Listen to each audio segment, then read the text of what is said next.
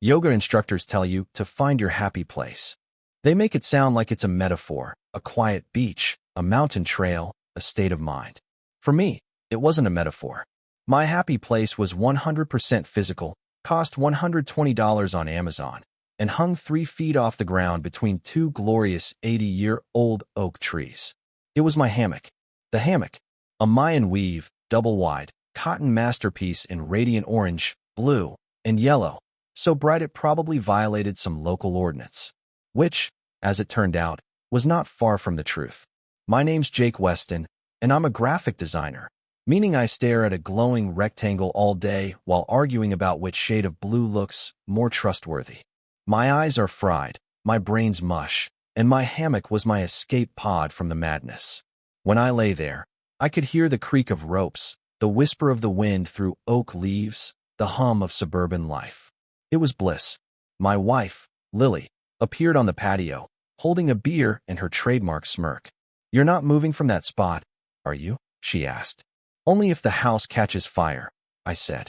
"Well, Your Highness," she replied, handing me the bottle. "Don't get too comfortable. Your kingdom has a visitor."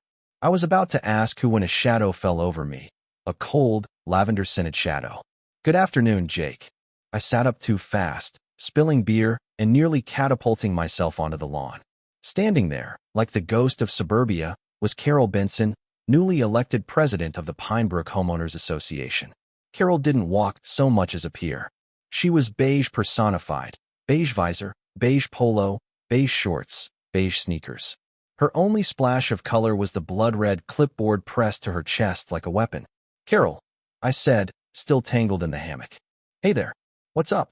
She tilted her chin, eyes scanning my setup. "Enjoying yourself?" The way she said enjoying made it sound like I was committing a felony. "Yeah," I said. "Beautiful day." She made a disapproving noise. "We're trying to maintain a certain aesthetic in Pinebrook, Jake. A level of decorum."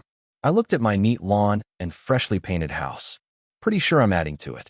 I'm decorating with relaxation. It's bright. It's hanging.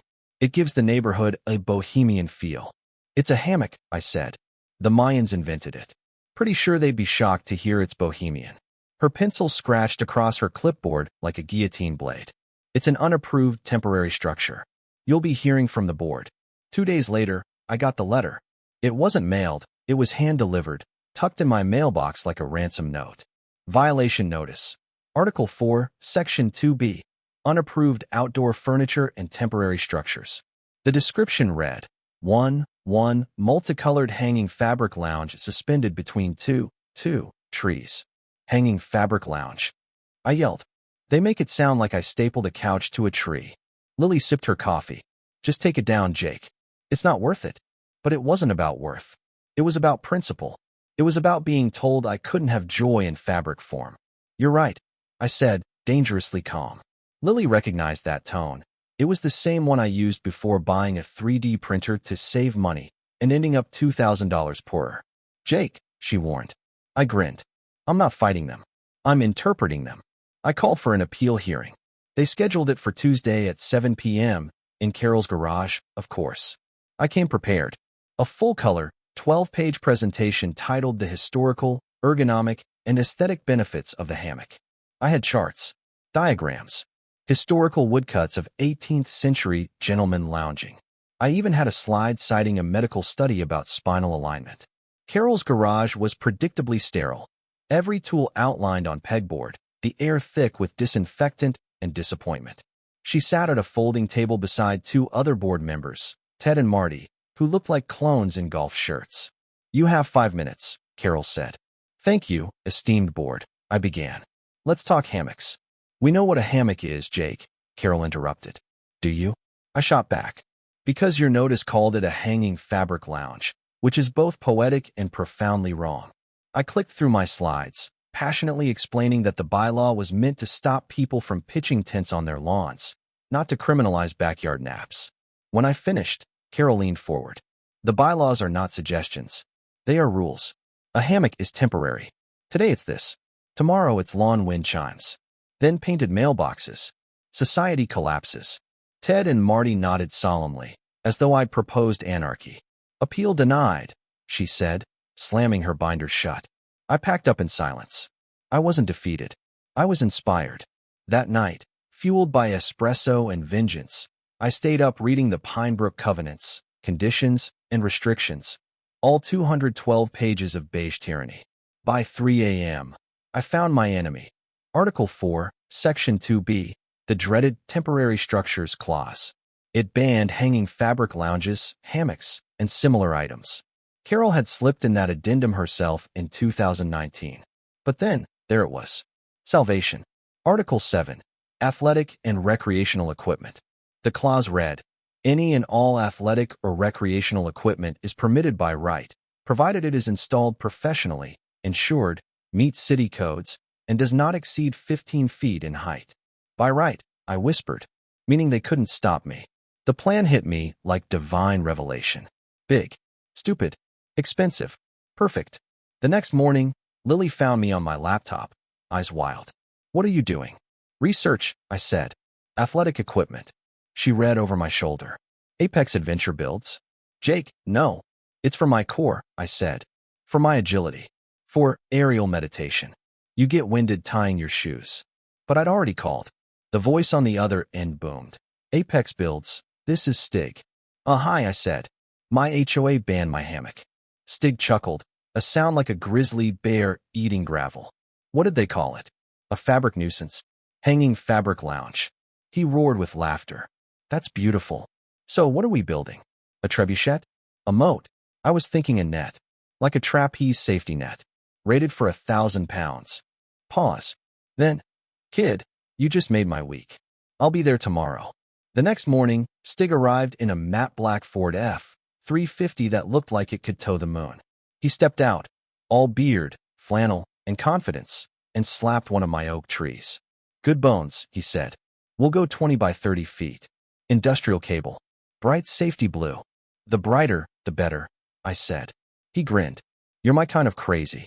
Within an hour, I had a professional spec sheet and a $2 million insurance certificate labeling it a custom athletic training structure. I marched to City Hall. The clerk, Jan, looked over the paperwork, sighed, and stamped it approved. Thursday, 7 a.m. The rumble of trucks shook the neighborhood. Stig and his crew arrived with cranes, cables, and enough hardware to build a theme park. By 7:05, Carol's curtains twitched. By 7:10, she was storming across the lawn in a pink bathrobe. Jake Weston, what is this noise? Good morning, Carol, I said cheerfully. Beautiful day for construction. Stig tipped his cap. Ma'am, Apex Adventure Builds. Fully licensed, insured, and under city permit. You're violating everything, she shouted. Oh, this. I pointed to the heap of colorful fabric on the ground. That was my hanging fabric lounge. Gone. This is a training structure. Article 7. She marched up to read the permit taped to my window. The words custom athletic training structure, approved, stared back at her. Her face cycled through every shade of rage known to mankind. Stig crossed his arms. We're compliant, ma'am. It's insured. Professionally installed. 14.5 feet high. That's what we call full compliance. Carol turned purple, spun on her heel, and stormed off. For hours later, the glorious blue trapeze net stretched across my yard, a 600-square-foot monument to spite and victory. By sunset, the neighborhood had gathered. Kids gawked. Neighbors whispered. Even the mailman stopped to stare. Dude, said Greg from 3 houses down. Why? It's for my core, Greg. My aerial agility. Greg nodded. Cool. It's really blue. Safety first, I said. Lily came out, arms crossed but laughing. You've officially lost it. Lost it? I found it. They can ban my hammock, but they'll never ban athletic excellence. Climbing up was less graceful than I'd imagined. 10 minutes later, I rolled onto the net, gasping but triumphant. From up there, I could see everything. The rooftops, the lake glinting in the distance, and Carol's horrified face across the street. I lay back, basking in victory. It's athletic, I shouted. Then I pulled out a book and started reading. 5 minutes later, Carol called the police. When officers Davis and Miller arrived, they found me lounging 10 feet in the air, reading Stephen King and waving cheerfully. Sir, Davis called, we're going to need you to come down. No problem, I said, descending the rope ladder like an uncoordinated walrus. Carol pounced. Arrest him, It's illegal. He's reading, not training. Davis pinched the bridge of his nose. Ma'am, we don't arrest people for relaxing. I held up a massive white binder labeled the Binder of Justice. Officers, I said, flipping pages. Permit, approved. Installation, professional. Insurance, valid. Height, under 15 feet. HOA clause. Article 7. Athletic and recreational equipment permitted by right. Davis stared at me. Sir, this is the most thorough documentation I've ever seen. Graphic designer, I said proudly. He turned to Carol. Ma'am, this is a civil issue. Don't call 911 again unless someone's actually dying. They drove off, the rookie laughing so hard he nearly hit the curb. Carol was left speechless. I waved politely, then climbed back up and resumed reading. By the next day, the whole block knew. I was no longer Jake. I was the trapeze guy. Kids called me Cirque du Jake. Even neighbors who once ignored me stopped to chat. Carol tried one last power play, an emergency HOA meeting. No one showed up. Even her loyal lackeys accidentally went fishing. The net became a neighborhood landmark. I even posted laminated net rules. No shoes. No more than 4 people. No spilling my beer. Soon, neighborhood kids lounged beside me reading comics. Lily shook her head. You did all this out of pure spite, and somehow created a community. I'm a man of the people, I said. They just needed a 10-foot-high blue net to see it. A week later, Stig returned with one final upgrade, a zip line from our second-floor balcony straight to the net. Jake, Lily said, filming with her phone. This is ridiculous. It's efficient, I said, clipping my harness. Across the street, Carol appeared in her window just in time to see me leap. For 2 glorious seconds, I flew. Then I landed perfectly in the center of the net, arms spread wide. From somewhere behind her curtain, I heard a window slam. I lay back, sunglasses on, victorious. And as I floated there in the afternoon sun, one undeniable truth hit me. It was far more relaxing than any hammock. After all, victory is the softest pillow.